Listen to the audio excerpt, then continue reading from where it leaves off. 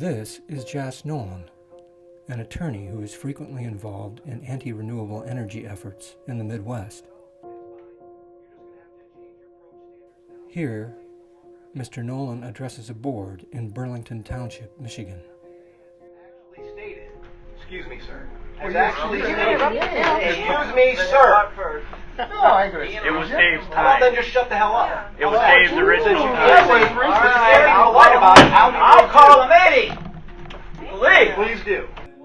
In January 2019, Mr. Nolan addressed the Isabella County, Michigan Planning Commission, which had just unanimously approved a wind farm permit, making what many listeners interpreted as a thinly veiled legal threat against the commissioners.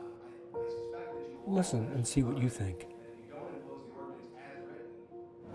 I don't really do this type of work, but there will be other lawyers that will be lining up to take these cases on contingency fees. And they will be coming after the county. And, you know, if I was in their shoes, I'd be looking at Apex, Epsilon, the county, and each one of you. And I would really encourage the county to up its liability policy before you complete this project. Have a good night, folks. Intimidation comes in many forms. At a planning commission meeting in North Branch, Michigan, a farmer stands up to read an abusive letter he has received from an anti-wind activist. David, you're up first. You were the first one. I would rather you didn't read that letter.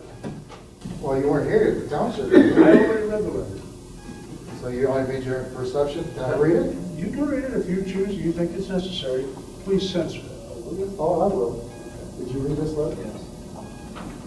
But anyways, I got that letter the day after Thanksgiving. Now I'm going to bleep out some of the words, but it shows you how degrading somebody is. It's pretty disturbing. But anyways, it's addressed to me. And then he says, then you must be one stupid blank idiot in a world where you're just a stupid blank farmer. He's a liar and a cheater, and he blanks everyone over. We don't need bullies in our town to get out and take blank face with you. Bold letters that says no bullies allowed. Now how would you like to get that letter the day after Thanksgiving? And it's unbelievable. So anyways, the opposition is being coached to put fear and intimidate people in the community. On the other side of the state, in Casnovia, Michigan, a township supervisor recently described what happened as the board pondered a wind farm proposal. I am proud and disappointed of our township.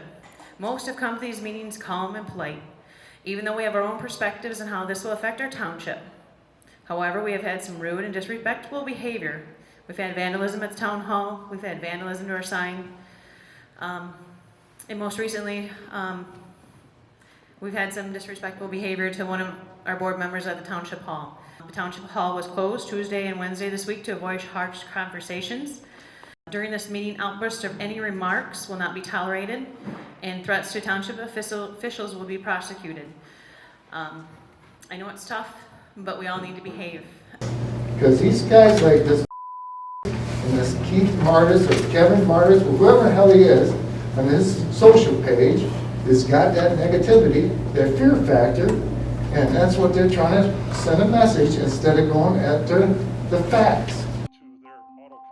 The name Kevon Martis is familiar to anti-renewable energy groups across the Midwest.